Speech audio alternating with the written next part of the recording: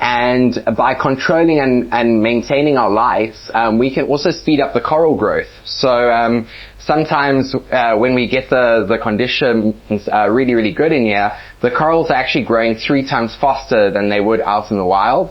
And that's because they have the perfect seawater, they have the perfect lighting, and we can adjust those lights accordingly. So whenever we see that a coral isn't doing well, we can either move it around the exhibit, or we can adjust the settings on the light to make it more intense, or whatever that coral needs.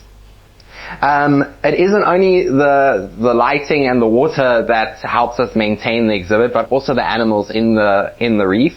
So we've specifically chosen certain fish that basically play a role in keeping the coral tank or the coral exhibit healthy and happy.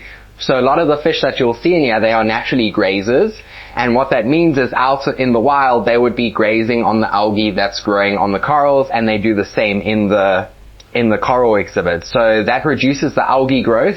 The reason we would be concerned with algae growth is because if algae starts growing over the corals then aren't getting optimum light, and they're not going to be able to grow. So we have also urchins in here, so little tuxedo urchins and long spine urchins that also help us keep the algae growth down.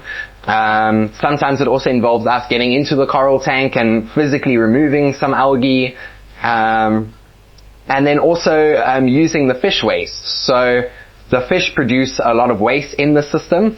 This system is actually on a closed system, and what that means is it's not getting new seawater all the time. So we do a water change in this exhibit only once a month, and that's because our life support helps us maintain the exhibit for that duration of 1 month.